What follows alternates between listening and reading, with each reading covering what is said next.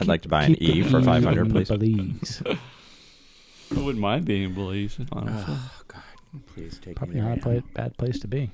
I just found out another coworker of mine bought a house in the Azores Islands off the coast of Portugal. Azores. Azores. Yeah. They have an E, but they don't pronounce it. Jeez. Is it going to be one of those nights, gentlemen? Someone's going to step in for Kratt. Is it going to be one of those nights? I don't need both of you stepping in for Kratt. All right. You take Kratt. All right. Oh, please. Can't we just have a good night?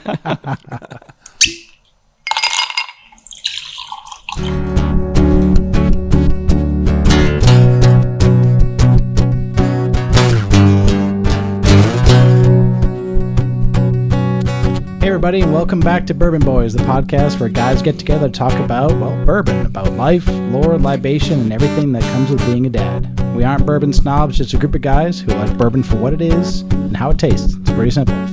This is podcast number 60. I'm Dew, your host, and with me are three of the four Bourbon Boys. We got Alton. Hey. Kurtron. Hey there. And we're substituting for Kratt tonight. But tonight we are going to pick up where we left off with another Staring Down the Barrel episode. And we've got three of the Daufuskie bourbons in front of us. And we're going to hear from Tony, the owner, founder, master distiller, and learn about what goes on in starting up a distillery. So glad to be back with you guys. And Tony, thanks for jumping in with us. This is going to be a blast. It's going to be a blast. It's going to be a real good time. I just got to make sure I don't mispronounce this one. It is Daufuskie. You got to be careful with that one. I know. That's what I'm saying, Tony. So, Tony, can you verify the pronunciation?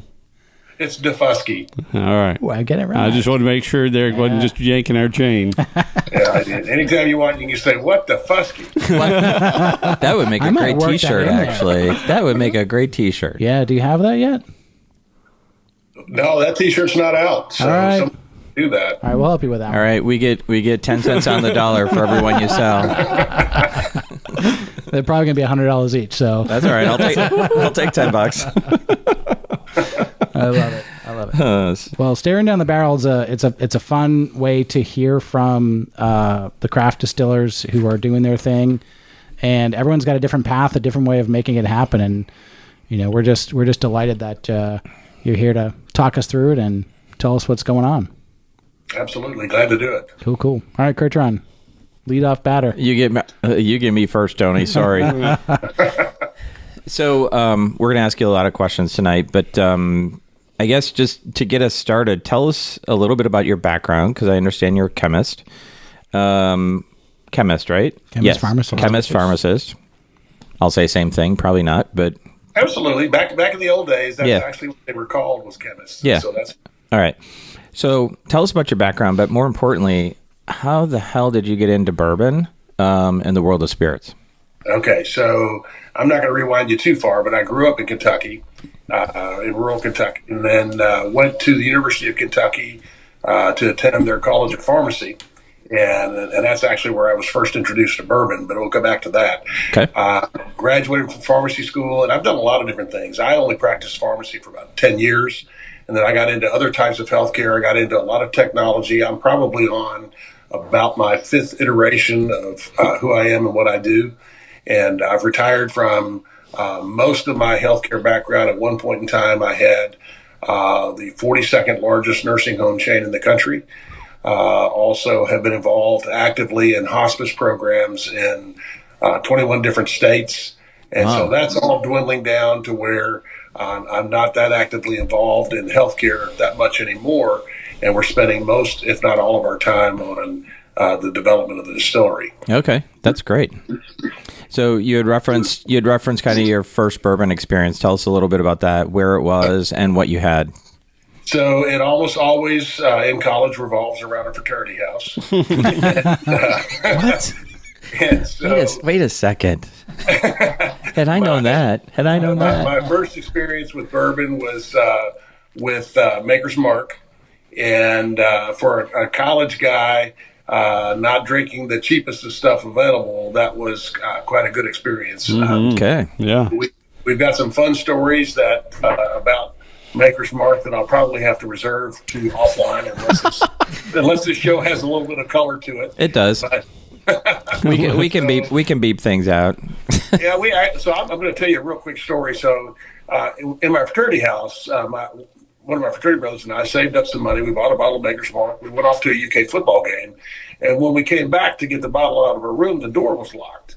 And so we're like, something's not right. So we went and got a ladder. It's the third floor. So we got this longest climbed up. We were going to try to climb in the window to get it. And it turns out that my roommate was in bed with his girlfriend. So he wasn't responding to me knocking on the window. He wasn't responding to me knocking on the door. He clearly had other things on his mind. Clearly. And so what we did, since we couldn't get to our bourbon, is we charged 50 cents a person to climb up the ladder and take a peek in the window. So we got another bottle of Maker's Mark. Oh my God. Okay, what was the cost of a bottle of Maker's Mark then? Oh, back then, gosh, this is 1979. 25 guys. A bottle of Maker's was like $13 or $14. Something like that. Oh my 25 God. heavy guys. 25 heavy guys. Best Okay. 50 cents I spent this week. The good news is, at only 50 cents a pop, he lasted long enough for us to That was a follow-up question. Exactly.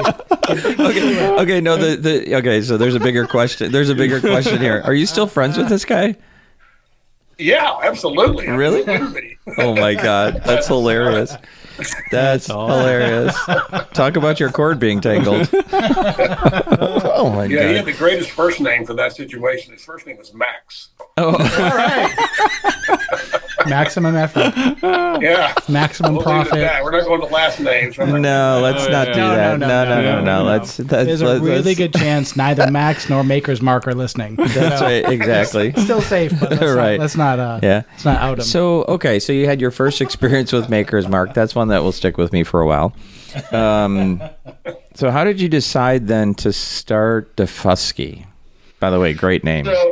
So a little bit of background. We were sitting on the couch we had a horse farm outside of Georgetown, Kentucky. And I looked at my wife and said, what does retirement look like to you? And she said, a beach. So we started looking for a beach house and used Zillow. And I actually found the house that I'm sitting in right now on Zillow. And we actually, believe it or not, bought this house right on the beach, 2 doors down from John Mellencamp, by the way, sight unseen. Wow. And we'd never been to Daufuskie. We'd never seen the house. We bought it, and then we came here.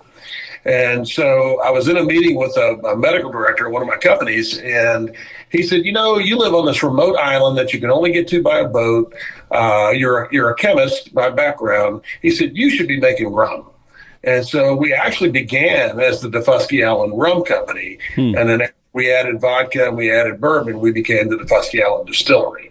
And so I really started the distillery more on a dare than anything. I'd never distilled anything in my life. And so we built the building from scratch, built it ourselves, didn't hire a contractor, and ordered all the equipment. And the very first batch of anything I made was right there in the building where Derek has been.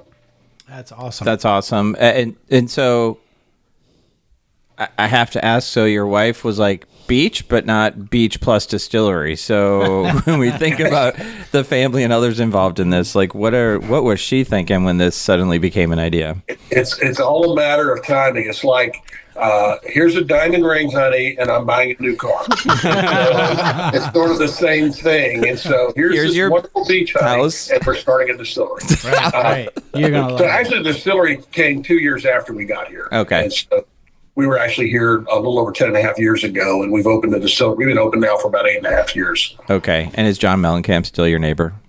He is. So he lives 2 doors north of me on the beach, and he's here probably, 8 to 10 weeks out of the year. He's still touring, and so Yeah.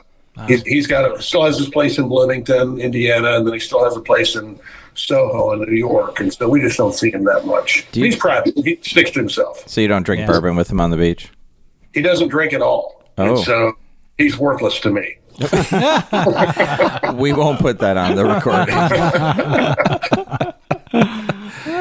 All right. That is awesome. Yeah, that is awesome. So it's kind of interesting. It's kind of a similar story, right? In that people don't really go intended to do something and suddenly it becomes a thing. So Right. Yeah. And it's become a bigger thing than we expected. Obviously, we've expanded our product line. We added on a deck. This year, we built a brand new deck. We built a sound stage. We brought in a food trailer. We're getting ready to double the size of the building. That construction should start within the next week or so. Wow. And it's just been a blast. We're coming out with a brand new, unrelated to bourbon, so I'm not going to go down that rabbit hole for very long, but coming out with a new seltzer that's made with our most popular product, which is our blueberry lavender vodka. So good. And, Wow. That product will be coming out next week. But my main focus, and as Derek will tell you, the bourbon is on the top shelf of our bottles, and that's where it belongs. It's king, and so that's my main baby. It's really good. Tell us about. So we've all poured the breakfast bourbon. Tell us a little bit about that. Tell us about the, like you said, it's a little foggy, a little hazy because of its proof level, right? That's right. That's the fatty acids that come out of the barrel. And it's a very natural phenomenon. It's not something that's different to the bourbon industry. There's two ways really to kind of deal with that. One is the worst case scenario, and that's chill filtering. And then the other is higher proof. And the higher proof is obviously the route that we chose to go. And the way you can tell if your bourbon's been chill filtered is just put it in the freezer for a little while. And if nothing precipitates out, it's been chill filtered. And so that's just sort of a little trick of the trade. But I don't really have a problem with chill filtering. My theory is this: if you like it, drink it. If you don't, don't. And it's pretty simple. Yeah. I was just going to say, there's been very few bourbons that I've met that I haven't liked. Well, I was just going to say the same thing. There's very few bottles that we've thrown away. Yeah. What's the threshold on the proof, Tony? To get this was 80. Is it 84, 86? Is that why a lot of bourbons are 86? So the threshold to make sure that the fatty acids don't fall out is 92. 92, okay. So it's have to be 46% alcohol or higher. There's some distillers that'll tell you just count on 100 proof, but the real chemistry behind it is at the 46% alcohol range. Okay.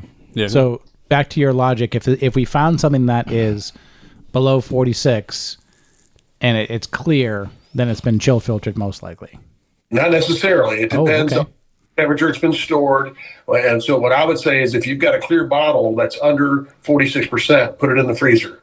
And if anything precipitates out, then it has not been chill filtered. If nothing precipitates out, it's been chill filtered. You don't always get to see just by looking at the bottle. If you take a bottle that is less than 46% alcohol and put it in a cool area, it doesn't even have to be a freezer. Just put it in a cool room. It's like 45, 50 degrees, outside of the winter months. You're going to start seeing some precipitate if it has not been chill filtered. Okay. And that's on the neck of the bottle. You'll start to see it. No, it'll be right in the heart of it, right throughout the whole body. You'll see floaters all throughout it. That's wild. Interesting. I have floaters in my eyes. I've never heard of floaters in my We're going bourbon. to stick in the freezer. Yeah. I didn't know where you were going with the floater. See if I precipitate. Somewhere else. Yeah, no, His eyeballs not yet, froze. not yet. That's like, this is what I love, right? We learn something every time we talk to somebody. Exactly. We've been doing this for some time. I do like the description of breakfast bourbon, though. I love that. Yeah, I do too. I mean, because I think we all realize you can't drink all day if you don't start in the morning. So This is true. that's the way I look at it. They just need to make a cereal now that goes with the breakfast bourbon. Oh, You're close to it. They do. Which one doesn't go with it? Yeah. See, I can see his mind running now. He's got another idea. yeah, Cinnamon Toast Crunch bourbon. Yeah, There you go. Well, There you go. 10 cents on the dollar. That's all I'm saying. tell us a little bit as we start to taste here, Tony. Tell us a little bit about the taste profile you were targeting with this. So what I tried to do with it is mimic as closely as I could without completely matching the mash bill of Angel's Envy. And Lincoln Henderson was a hero. He obviously started Woodford Reserve years ago, retired, came back out, came out with a phenomenal product. We are a little bit higher in rye and lower in barley than they are. Yeah. But I did that intentionally because I wanted a sweeter, smoother, less harsh bourbon. And I've had several that are really high in the malted barley, and it's just a little bit hard on my palate. And so I guess I'm a little bit of a Nancy when it comes to wanting a softer, smoother bourbon, because I drink it every day.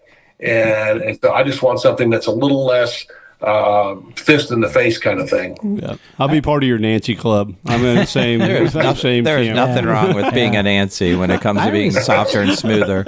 I always thought rye gave you that punch in the face. Well, that's what I thought too, because I was gonna say, like, there is a little bit of hit on this one, which I actually really enjoy. But and it does to an extent, not quite as much as the barley does. The corn is obviously going to be the smoothest, sweetest. Yeah. So no matter what you do, but so we're at 21% rye, where like Angel's Envy, for example, I think it's like 18. Okay. And so I think they're 18% rye and 10% barley. And so we're 21 and 4, and our corn is a little higher than theirs. They were at 72, we're at 75. Well, maybe those two are working together then. Maybe that higher corn is kind of offsetting a little bit of that rye too. Yeah, it may well be, because I mean, this is something that, typically bourbons, I'll throw at least a cube of ice in there or something like that. I can drink my 3-year by itself. Thank you. Can you say that again? Can you please say that again? 'Cause these guys give me shit for putting ice in my bourbon. So thank you. Okay. Thank you, Tony. So here's the idea behind that. And this applies to bourbon, scotch, Canadian whiskey, which I hate, by the way, but I'll bring it up anyway. At least a drop of water, but at least maybe a small ice cube. It's going to bring that flavor profile right out of that glass. And you know who else drank bourbon with ice in it? Who's that? Pappy. Oh, really? Yes, he did. Wow. I know. See, and they give me shit. Yeah, so I also have a Pappy Van Winkle story. So I'm sitting in a bar in Georgetown, Kentucky. I've got 8 buddies with me. And I said, what's in that velvet bag on the top shelf there? And they said, well, that's Pappy Van Winkle, 23-year-old. And I said, bring that down here. I want to see that. And I said, you know what? Pour up a shot for all 9 of us. Oh. Yeah, exactly. So still paying for that one. Yeah. Max, get your girlfriend. And I'm like, we have $43 of food and $480 of Pappy Van Winkle. And so the bartender, I signed it off, and I'm like kind of trying to hide the check. Well, the next morning, my wife is walking through town, and one of the guys was sitting there. She said, how was last night? He goes, oh, man, that 23-year-old kicked my ass. Oh, she's no. like, excuse me? And so she was like, excuse me? And he said, no, the 23-year-old bourbon that your husband bought. I wasn't in a bar fight, and I didn't hook up with a 23-year-old. Max did. Well, actually, she took it a different way. Rather than a bar fight with a 23-year-old, a 23-year-old girl. Yeah. Well, okay, yeah. There you go. And so, which is how my wife's mind works, and which is wonderful. She's got a great male sense of humor. But so she marched right up to the bar and let the bartender have it and let her know, you knew better. You knew he'd been drinking. You shouldn't have done that. He's it was in a velvet bag up on the shelf. That's right. He knew damn well what he was going to do. Velvet bags. I would have said, damn, he died at a young age. Anyways. Oh, that's a great story. That's my one and only Pappy Van Winkle story. Well, it's a good one. That's like 820 guys on a ladder. Worth Pappy. Well, inflation. I think the math on that was actually 28, which is still impressive because it was like a 24-foot ladder, and so it's true. That's amazing. That is amazing, considering most of them were probably drinking. So shoot. Exactly. So that's great. Let's pour the 3-year next. So Tony, that's my baby. That's what I'm sipping right now. Okay. Are we going to the 3-year? Let's go to the 3-year. No, we're jumping. Well, should we wait? What order should we go in? What order should we go in, Tony? Usually we do the hot stuff last. Oh, is it 3-year hotter? Let's go. We'll go straight. Did you get the Single Barrel Cask Strength? Yeah, we'll go straight. Yeah, that needs to be last. Okay. Right, so there we go. This is the 92 proof. Thanks for keeping us in line, Tony. Yeah, I was gonna say. We've misstepped. So, Tony, one thing, and I'm sure you've listened to the full entourage of Bourbon Boy podcast, but one of the things we talk about, this is about, 4 dads. We all got college-age kids. Some of them are growing out of that now, but, we mix in a little bit of we call it sage wisdom. I don't know if it's worth a damn or not, but you said you've reinvented yourself multiple times throughout your career, intentionally or unintentionally. So, talk a little bit about that and your mentality of, hey, it's a dare, it's a challenge, or just something that piques my interest. I think it's literally all the above. My whole career has been primarily fixing broken companies, and I'll step in and turn companies around that were struggling. A technology company in Louisville, Kentucky that was literally ready to close its doors and fold up shop for good, and 42 people were about to be unemployed. 135 investors were about to lose all their money. And I negotiated my way into taking over the company with options to have a significant amount of ownership, and turned it around in about 6 months, and then turned it over to a new CEO. And then 3 CEOs later, they sold it for $750 million. And so, what I like to do is take challenges, either broken things or new ideas, and run with them and do something fun. And that's kind of what we've done with the distillery. We've got, we started from scratch, not knowing anything, brought in a few friends and family to invest with us. We bought out several of them along the way. Yeah. And we're growing like crazy. I mean, every single year on year, we're seeing 20 to 35% growth. Wow. And it's continuing. We don't see anything getting in the way of that. And it's just really been impressive. That's awesome. Well, kudos to you for the courage. Any drop a little wisdom on our listeners? Anything you'd say to them as they approach their careers or lives, or advice for others of, like, how to think about things? Kurt's looking for some advice, as a matter of fact, over there. Well, I mean, to me, there's several little adages out there. I mean, the first is you can't steal second if you're going to keep your foot on first. And so sometimes you just have to get out of your safety zone. Yep. And try something new and just go for it. Failure is not that. It's not failure. It's an opportunity to learn on how to do things better next time. And I've had my share of business failures. I've owned 57 different companies in my career. Wow. And I've had 2 or 3 of them that didn't turn out so well. But for the most part, I've been really blessed with good fortune and hard work. Yeah. And that's what I'll tell people is, don't think getting into this. But I had some friends that wanted to start a brewery recently, and I think what they wanted to do is really invest in a brewery. Okay. And there's a big difference between owning a brewery and investing in a brewery. Same thing with the distillery. And so, if there's anybody out there that's considering doing their own thing with a craft distillery, I say go for it, but be prepared to work long hours. Be prepared to be the main person and just work hard. I'm 63 years old, and I'm still lifting 50-pound bags of sugar and 40-pound cases of product all over the place. And it's just the reality of what we do. The other thing is, it's not all glory. 85% of what we do is cleaning and sanitizing. Yeah. Not making product. Yeah, we heard that. So, if you go into it with the glory picture, you're going to be discouraged, and you're going to be disenchanted. If you go into it with the reality of 85% of what you do is going to be hard work, but the 15%, when you see people smiling and you see guys saying, "Hey, we want you on our podcast," that's where the reward comes in, and you feel really good about what you've done. That's awesome. All right. Well, if you end up on Rolling Stone magazine, just make sure you call us out. 10%, right? 10%. I'm getting the recurring theme here. 10%. I'm just messing with you. That's awesome. Well, I appreciate you sharing that. Like I said, it wasn't part of the script, but it wouldn't take advantage, dude. And I think, to build on that, obviously you mentioned the hard work, and you're not afraid of that or taking a chance. But I think, just in our short time together, I mean, I think attitude really equals altitude, and just you come at it, you got a good spirit about you, you're fun, and the hard work's there, but like I said, you recognize the value of that 15%. I'm assuming that's not a new approach for you. No, not at all. It's been pretty much my entire career. I grew up an Army brat, and so both my mother and my father were in the Army, and born in Japan, lived on Army bases all the way up till about the 6th grade. Dad was toward the end of his career was in data processing, which not many people were in computers back in the 60s. Yeah. And so they moved us about every 3 months. And so by the time I was in the 6th grade, I'd been in 11 different schools. So you learn to adapt, and you learn to deal with change. And to me, change is always exciting. Yeah, that's crazy. That's awesome. Yeah, that's crazy. It really is. Oh, go ahead. Were you going to ask something? No, I was going to ask while we're doing this, tell us about the straight bourbon that we're drinking right now. Well, okay, so this one is actually my personal favorite. The thing about aging bourbon in South Carolina is it ages here very differently than it ages in Kentucky. And the process is the same. You fill a barrel with distillate, you let it age for a period of time, you have your medium char, whatever barrel you want to use. Our barrels, by the way, come out of Louisville, Kentucky. It's a nice little cooperage there called Zach Cooperage.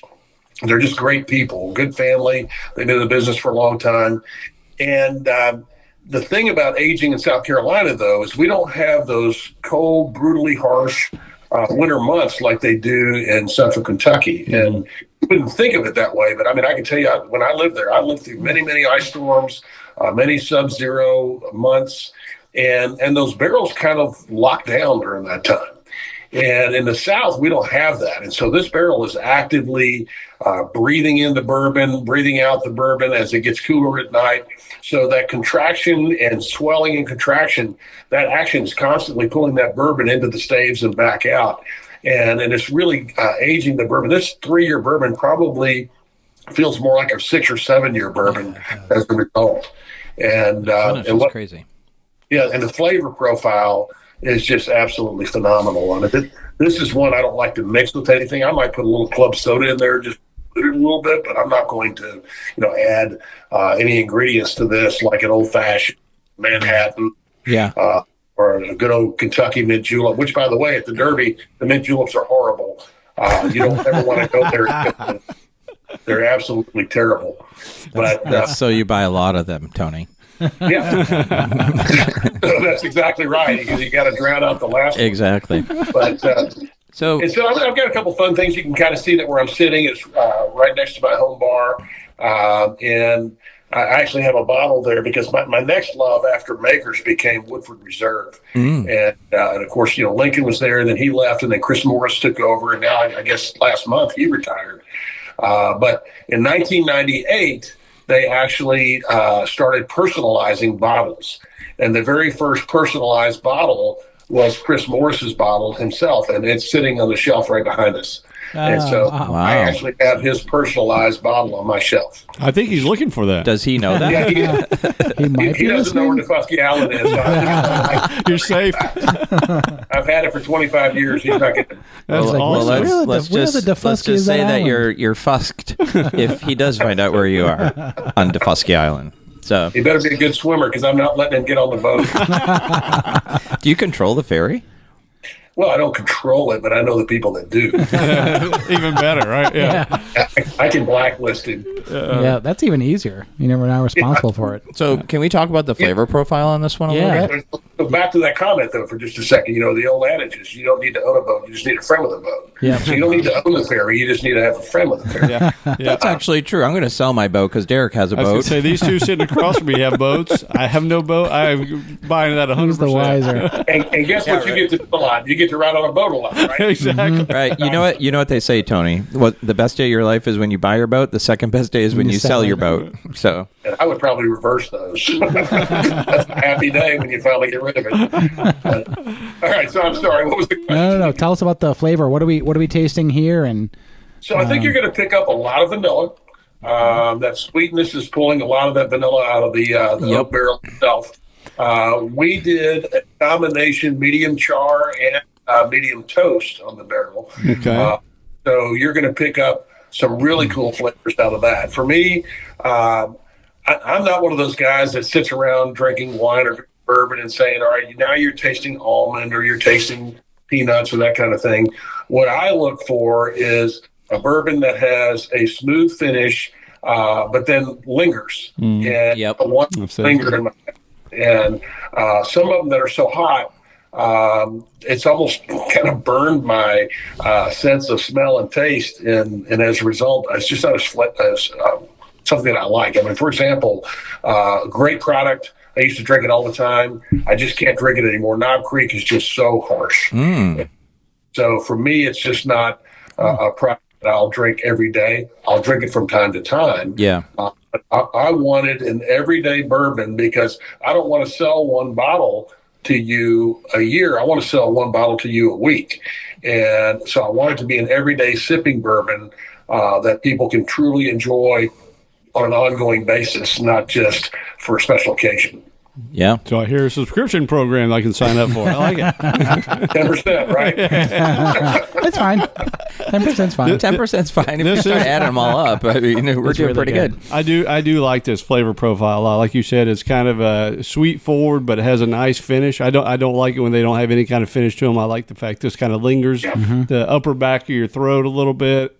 Not a burn, but just you just had a kind of a soothing drink. Very. The finish. We call that a Kentucky hug. I like that. This is a low country hug. A low country hug. I like a that. Daufuskie hug. I'd rather go there. So yeah, it's got a really smooth finish. It really does. Like there's a little bit of a kick in the front, and then the finish is just super, super warm, and it lingers, like you said, Tony. I got a little bit of a. Listen, we're not aficionados here, so bear with me. But like a really, almost like a little bit of a sweet candy like flavor. And that's right. It's really appealing.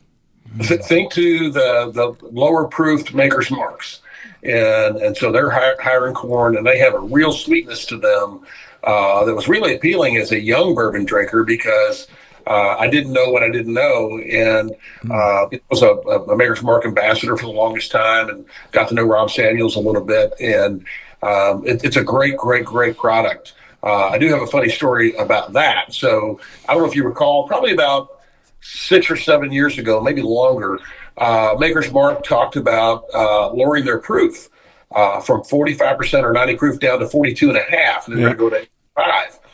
And I believe that one goes for the numbers. And the theory behind it was that they were facing a potential shortage. So they were trying to produce more by lowering the proof a little bit. And I walked into a liquor store in Lexington, Kentucky called Liquor Barn. And they had a display of Maker's Mark bigger than my entire bar here. My bar's probably 14 by 16. And that was the entire. So I took a picture of it and sent it to Rob. And I just, my caption was shortage ? So fortunately they scrapped that idea and didn't really go down the corporate path, because I think Mr. Samuels Sr. would never have gone down that path. Yeah. And the corporate pressure behind them was pushing that, and I'm glad they didn't do it. Yeah, I agree. Because it is a good product. I agree. Yeah, thank God the accountants didn't win. Well, and why would you ever go down? Because the accountants wanted you to. I know, exactly. but therein lies the problem, right? Now you said this has to do with just life in general, but you asked a very weird question just then. Why would you ever go down? We'll come back to that. Yeah, exactly. We're talking bourbon, Tony. We're talking bourbon. So you mentioned we were talking a little bit before we started the podcast. It sounds like this you will be your kind of flagship bottle in the future, the 92 proof. I think so. I mean, obviously we've got a couple of barrels that are north of 4 years, and we actually had a 4-year out for a little while. Yeah. And decided to not release any more of those barrels. We want to get those to 6, maybe even 7 years. Just see what the difference is. I have a sneaking suspicion that they're going to be a little better, but not significantly enough better for us to go down that long aging path. The other thing to keep in mind is I'm the oldest living male in the history of my family. And I don't care how many generations back, 63 is the oldest guy that's ever lived in my family. Wow. And I don't have the patience to let something wait another 3, 4, 5, 6 years. Yeah. I want to drink it. And so I think our 3 years is going to be sort of our gold standard. What we will continue to do is on our Single Barrel Cask Strength. That came out at 4 years, and I think we would be digressing to pull backwards on that. So we'll continue to age barrels for 4 years to do this barrel cask. That's been a great seller for us. Our current batch, I don't know which one you've got, but I think our current one is 117.8 proof. Yeah, that's the one we're about to bust into. Okay. Yeah. Yes, sir. Got it. Yeah, that's it. Yep. So we've gone with different color labels. Obviously, the blue label with the crab on it. And that our art design was done by a low country Gullah artist who's on faculty at the Savannah College of Art and Design. Oh, that's and great. He did this really cool crab for us. So the blue is the 1 year. The red is reddish, kind of almost Texas orange, is a 3 year. And then the purple, which historically and sort of biblically has been that color of royalty. Yep. Yes, it is. Purple color for that. Yep. That's a Dutch color, too. You know that? I didn't know that. Yep. It is the sign of royalty in the Netherlands. Purple. Oh. Well, There you go. That's free. We got a Dutch for our bourbon now. there you go. So while Alton's serving us up here the next one, I have a question for you about just bourbon in general. And that is, Okay. so what does bourbon mean to you when you think about bourbon, and when, like, what resonate, like, what does it just make you think or feel? Well, for me, bourbon is the ultimate spirit. Vodka, by definition, is supposed to be flavorless and odorless.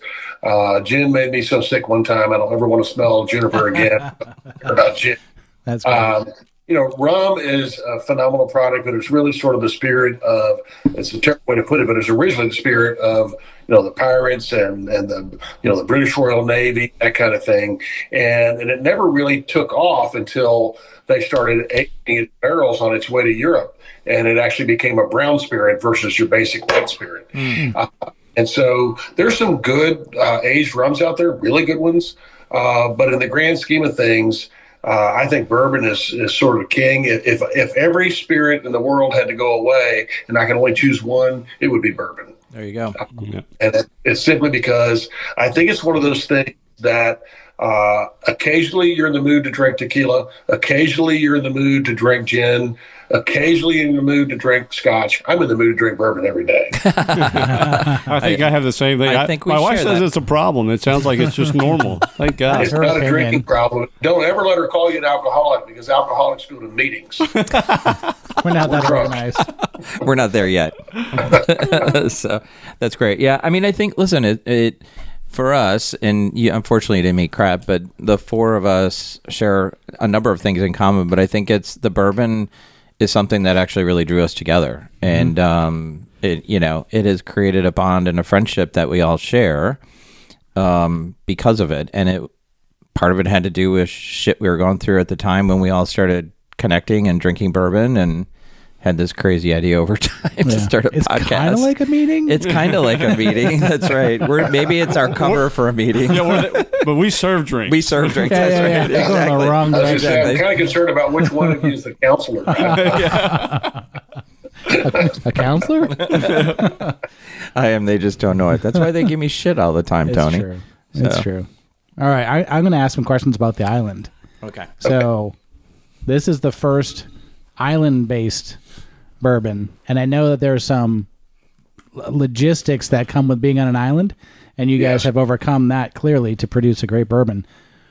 I know you're on the island, and it's a heck of a commute to get off to make bourbon every day, and you've cracked the code of being able to do it, but you do it in a way that's similar to others we've talked about, but different. What's the magic? I think the real magic is really the aging in the South, to be honest with you. But the process of getting to and from the island logistically scares people a little bit. And so it takes a special person to be willing to let this be your lifestyle. But what we've done is we've tried to make certain that everything we do is very precise, very well regulated. And so as a result, I think what we've come up with is a product that when you taste our 3-year bourbon today and taste our 3-year bourbon 3 years from now, they're going to be very, very similar. And it's very much a stickler to make sure that we follow the detail of everything that we want to do. And that has to do with our rums, our vodkas. It doesn't matter. Our products are consistent. We've been doing it for 8 years. We've got some people that love our spiced rum, and it's a very complicated 9-spice formula that has been identical for 8 years in a row. With the bourbons, it has to do with the fact that both myself and my associate distiller, that's our first passion, is bourbon. The vodkas are great sellers for us, no question. The rums do pretty well, particularly our newest dark rum. But the bourbon is really, for us, the baby. And so in the expansion we're getting ready to do in the building, almost 80% of that new footprint is going to be just for aging bourbon. Mm-hmm. And we're nice. from, 56 barrels aging at any given time to about 156 barrels. And for a micro distillery, that's a fairly significant amount of bourbon, particularly when you're not trying to keep it for 8 to 10 years. Sure. Which we don't feel like we need to do. I think our 3-year bourbon speaks for itself. We're pretty confident that we can match that number of, decent bourbons. I don't know if we'd go to the highest quality, but we're certainly in an enjoyable range, I think. And so for us, it's the logistics are worth it. Difference is, there's a lot of distilleries in the country that just don't have the foot traffic that we have. I think the day you were there, we were relatively busy. Yep. We average between 200 and 250 people walking through our front door every day in a 6-month period. Yeah. Yeah. It's incredible. That's great. And it's primarily because, you go to Atlanta, you go to Charleston, you go to wherever, there's 1,000 things to do. There's about 5 to do on Daufuskie. Wait, we're there's one 4 of of those the things? 5. I rode a bike around the island. What else is there? The island comes in our front door. That is awesome. It is quite a place too. Like it's got a great setup, a little pond out front, and very, very relaxing place to stop. We biked around the island. Yeah. And I recommend a golf cart. No. You're too young for that. I know, but lots of sand. Cart. Well, it's a combination of sand roads and then bootlegging bourbon in a backpack. Because I left with 4 bottles. I had the three bourbons, and then we got that blueberry lavender vodka. Yeah. And to Tony's advice, mixing it with tea, sweet tea or unsweet.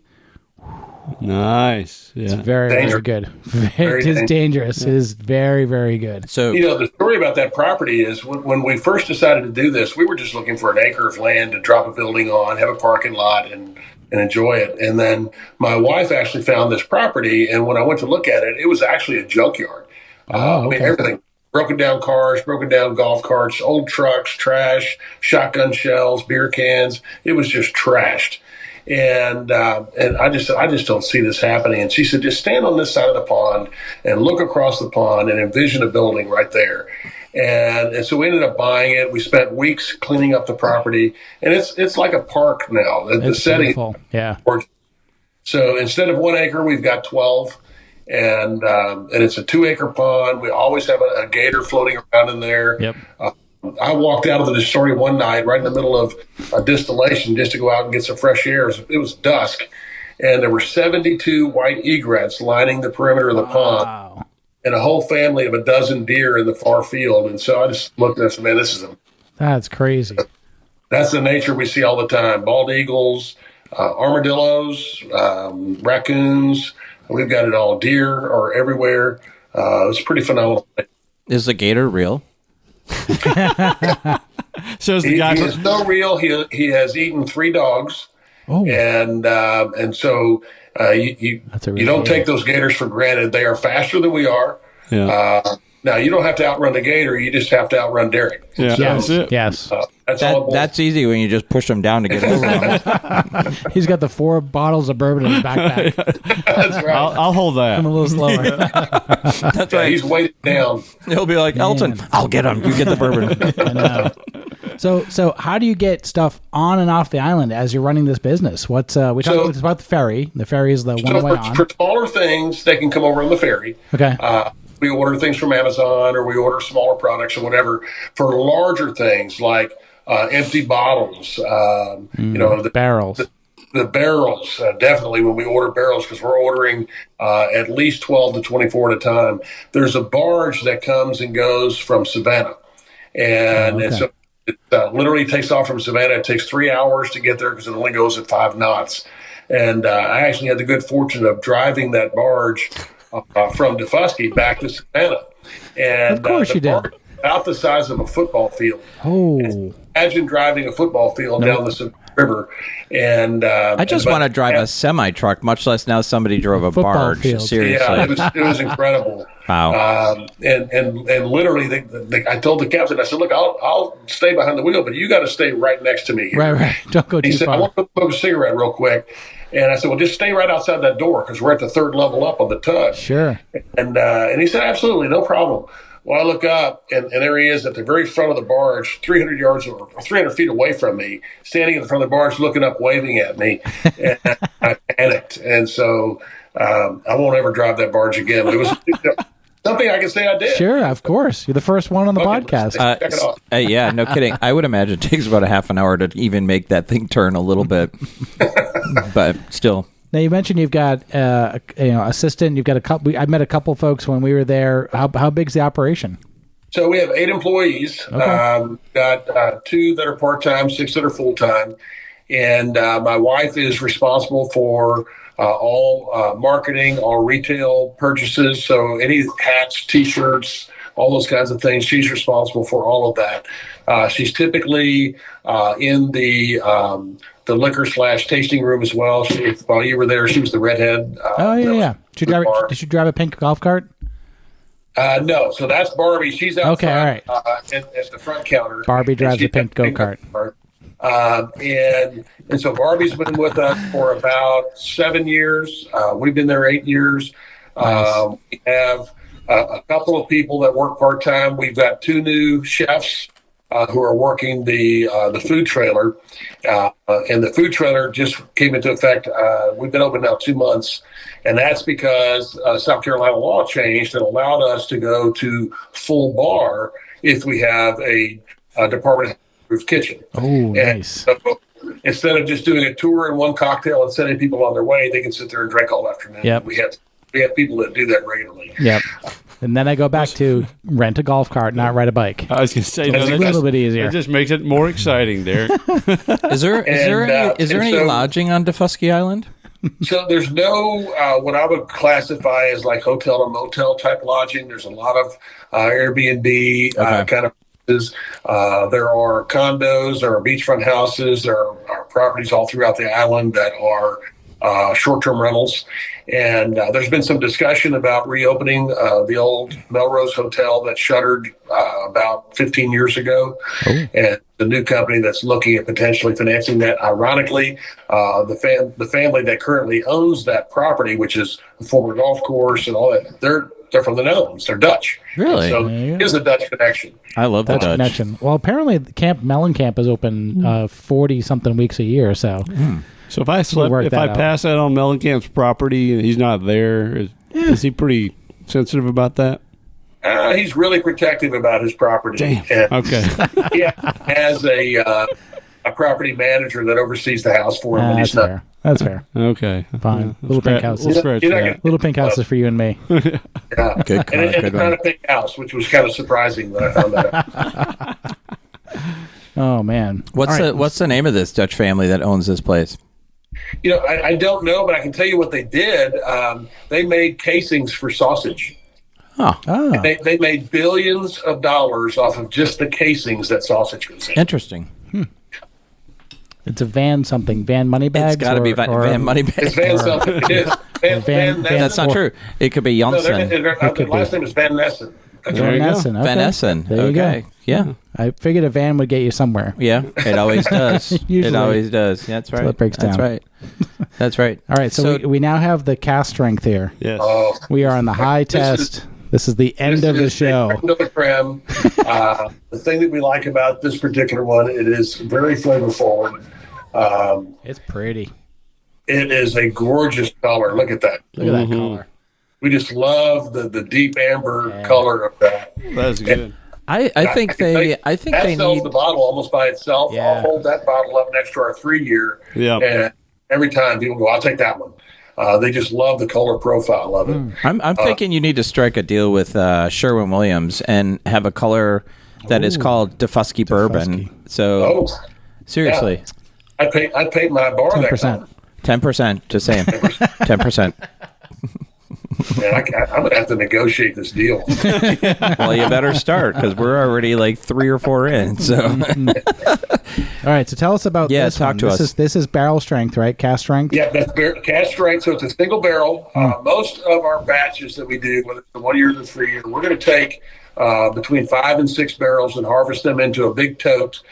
So we've got a nice blended batch, so it's uniform across about 1,500 bottles. Okay. What we're doing with the single barrel cask strength is we're selecting one of our 4-year barrels.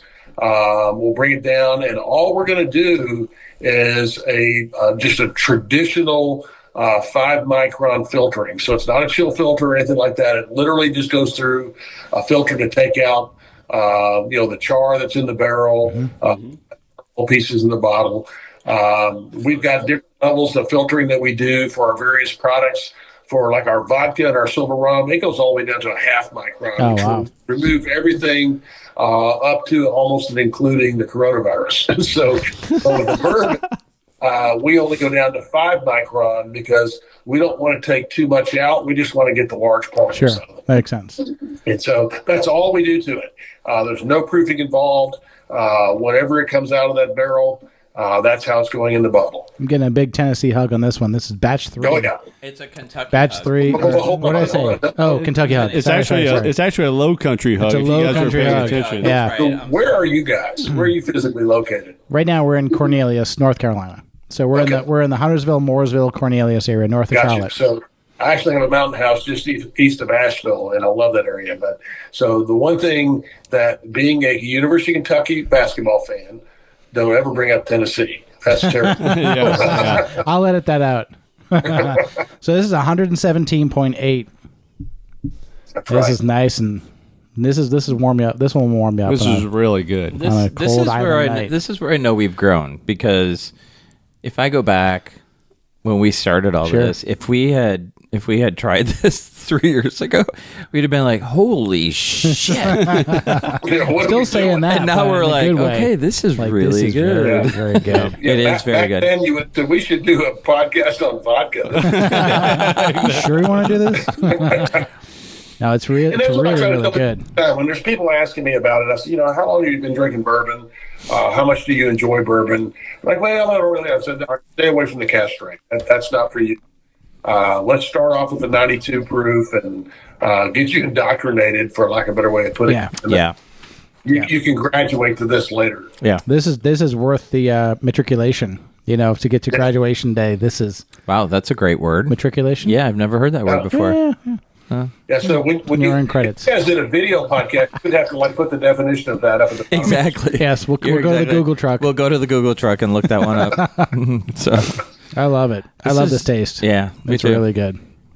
Yeah, we're real pleased with how that came out. I love the stop at the empty microphone. That was cool. Any questions from Kratt? No? Okay, moving on. You're better off. You're better Yeah, off. trust me, you're better off. You're better off. So I know you've invested a lot of time with this. Is awesome. I got a couple of questions just kind of to wrap up and put a bow on things, and I think Derek's going to close us out. But question for you. You talked earlier about the expansion of the distillery, the space you have. You talked about the animals and all that. You mentioned the word park. When people come to the distillery, let's talk about the folks that you get a chance to taste bourbon with. What do you want them to take away? What do you want their memory of their experience with you guys to be?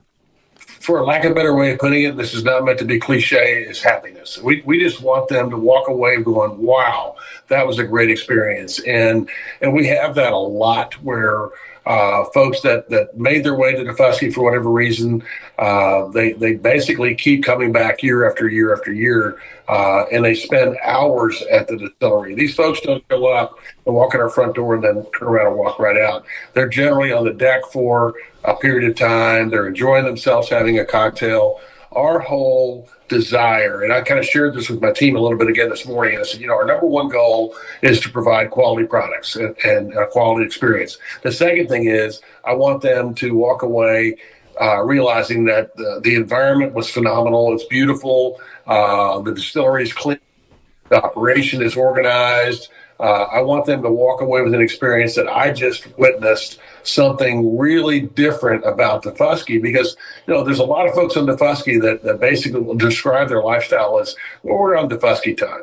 So there might be a business that maybe it's open today, maybe it's not, maybe it closed early, maybe it didn't. We are very, and maybe this is the military background, but we're very precise. We're there, we're open at 11, we close at 5, we're there Tuesday through Saturday. That's every single week. You can count on it. If we say we're serving lunch from 11 to 3, we'll be serving from 11 to 3. If we say we've got XYZ product, we will have it on the shelf. You're not going to run into an experience where it's not there. We want people to come in and just feel like that this was the very best part of their vacation on Daufuskie. And we get those comments time and time and time again. So it's all about making our customer, our consumer happy. And if we accomplish that, then that's great success for me. Amen. And you know what, I bet after, what did you say, 8.5 years or so with the distillery in one form or another, I bet with returning families, you're probably starting to see kids age into, they spent an afternoon with mom and dad there a few years ago, and now maybe they're having a drink with mom and dad. That's awesome. Absolutely. We've seen that more than once. And the other thing we see is really cool experiences. A young couple became engaged there. This coming September, we've got a couple that are actually getting married at the distillery. They're having their whole ceremony and everything. I'm actually ordained, and so I'm going to do that ceremony for them. And so drives a barge, marries which people. Is absolutely phenomenal. I'll probably have a cup in my hand and announce them man and wife. But so, I mean, it's a great place, and people love to come there. We have regulars and I'm not talking about Islander regulars. We have those too, but I'm talking about vacation regulars that come back year after year, sometimes multiple times in the same year. And it's just really rewarding to see these faces come back. Man, I've missed your product so much, I had to come back and I'll buy a case. So it's pretty cool. That's awesome. Well, speaking of that real quick, that was kind of feeding into the last question. As far as you talked about expansion and growth, you got tremendous foot traffic. You don't need to do anything. Your wife's doing a tremendous job as marketing lead for the company, by the way. Give her some kudos. Thank you. But what are your plans or thoughts or challenges as far as distribution? Are you kind of where you want to be, or what's going on with that? Well, not really. I mean, I think we're kind of close. I mean, to be honest with you, 85% of our revenue comes from foot traffic. And if you think about it, I can sell a bottle wholesale or I can sell it full retail. Yep. I'm going to full retail every time. And so, we're looking for ways to enhance the foot traffic. I don't know how much more we can handle. I mean, from late March to early November, we're averaging 200 to 250 people walking through the front door every day. And really nobody walks out of there without a bottle. And so our sales are pretty robust. We do have a great distributor in South Carolina. We are adding particularly North Carolina, Georgia, and Florida. And so we're working toward that end. Yep. The gentleman that's working with me on the release of the seltzer that's coming out, he actually has distributor relationships in 34 different states. And so that's next. We want to get the seltzer out first, but then what's next is he's going to identify a handful of products that he's going to help us really get into distribution and get it moving. And it's not going to be all of our products. We'll probably take 3-year bourbon. We'll take probably the blueberry lavender vodka, our traditional vodka, and maybe a rum or two. And that's all we're going to let go through distribution channels. We just have such strong sales at the distillery. It just doesn't make sense for us to let too many people out. Yep. That's awesome. Well, for anybody who's not, I grew up in South Carolina, upstate South Carolina, so I know the area well. I know Duke's been down there recently with you guys. For anybody who's listening who hasn't looked up, take a look at it. It's a great destination. I mean, the South Carolina coast is really second to none. I took it for granted growing up here, but you're down from Mass, you're from Wisconsin. You guys can probably validate that. But for anybody who's listening, take a look at it. It sounds like my next trip down, I'm going to take the ferry out. I've been afraid to say the name. It's like Daufuskie. I grew up hearing it as Daufuskie. So now you're telling us as Daufuskie. So I'm dodging the name, but I will be there. But what I tell people is, don't worry about how to pronounce it. Just show up. It's like. You go to the airport in Louisville, Kentucky, and there's the 9 different ways that people pronounce Louisville. And so we can do a sign of the 9 different ways. That is so true. Exactly. That is so true. Charles Barkley way. That's awesome. All right, who's bringing us home? I'm gonna land this one. This exactly. man's probably ready for another pour. All right, Nick, guys, fill your glasses. All right, so Tony, one of the things that we end all of our shows with is a last call. And last call, this time, we give a scenario, and we get to choose of the 3 bourbons we tried today, which one would you recommend, and then we'll ask the rest of the group what they would recommend. So the scenario is, for those of you who are now Googling Daufuskie to see where it is, we took a probably half-hour ferry. It's not long. It's just slow. And It's like a pontoon boat, super cool guys.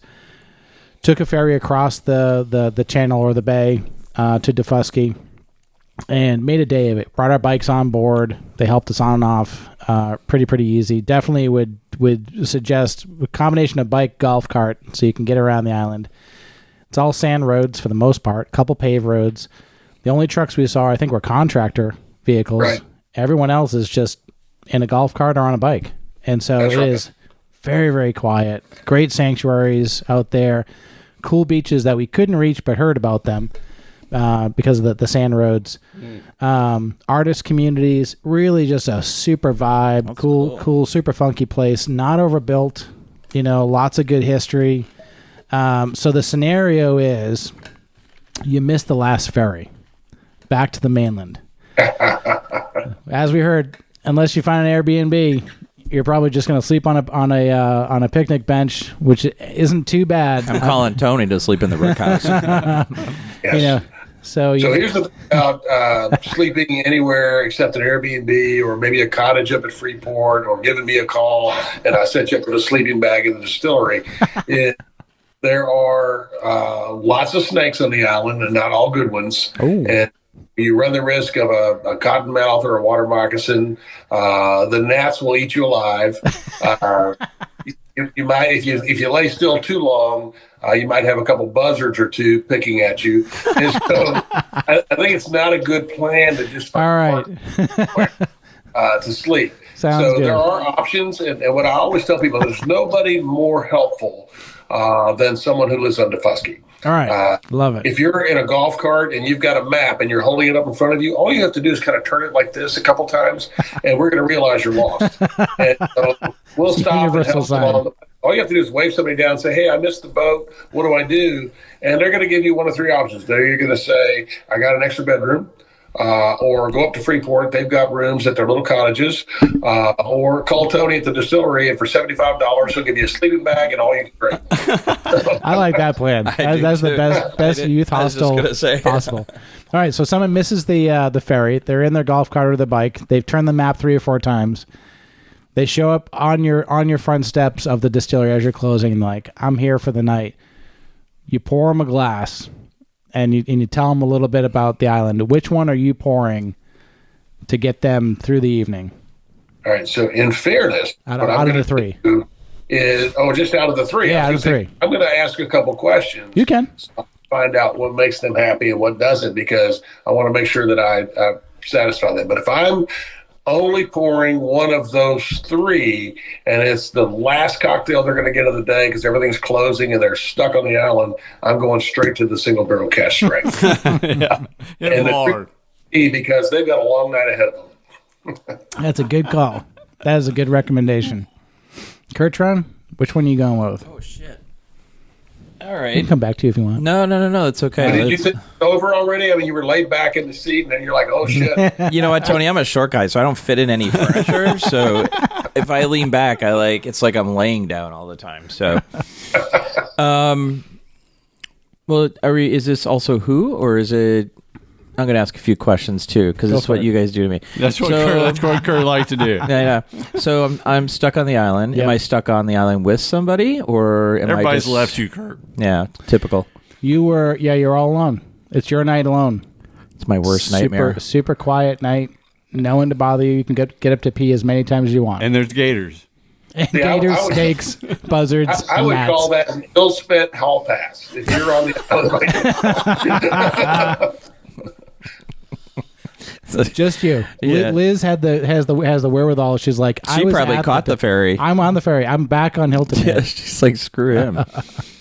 I'm gonna probably go with the same because I'm guessing I'm going to need to stay warm that night. So whatever I can get in me, I'm putting in me. So. And if it's just one, and I'm just going to pour one drink, I'm going to do the Single Barrel Cask Strength. But if I can send you away with a whole bottle and use that to kind of nurse you through the night, it would be the 3-year. Mm-hmm. I like that thought. There's no such thing as one. Yeah, exactly. Yeah, I know. There's like so many iterations on this. I'm sitting here thinking, it's like, okay, if I get my wife with me who's new to bourbon, I'm going with the 80 because I need her to enjoy the drinks as well, and that'll be my way of staying warm. If I'm by myself, I'm hitting the 117. Mm-hmm. I think the play, though, would be I'm going to shoot in the middle. I really like the flavor profile of the 92. I'm going to stay on that for a while because I can have a few of those. The headache won't be quite as bad, but it's a good flavor. So I'm going to shoot in the middle with a 92. Okay. Yeah. I like it. Good. I think I'm in the same space. I want them to come back, but I also want them to not miss the first ferry. Get the fuck out of, get the Daufuskie out of here. Daufuskie out of here. Exactly. We try hard to make sure people don't miss the ferry because then there's an adage on the island that basically says, come, spend money, leave footprints, and go home. Please go home. So we want to make sure people get on that boat and make it home. I love it. This has been awesome. Tony, we can't thank you enough for your time. Thank you for the bourbon. Thank you, Tony. This was Absolutely. such a treat. If you've got a glass, raise it. We're going to toast to you right now, brother. That's right. Cheers. As we say to everyone, thanks, gentlemen, for a great night. Thanks, Tony, for all your hospitality and your stories. Bourbon on. Bourbon on. We'll see you Cheers, soon. guys. We'll see you soon, brother. Thanks, Tony. We'll definitely be to Daufuskie. Anytime. All right. Thank you. This was great. Thanks again, Tony. Absolutely. Much Bye, love. guys. Much luck.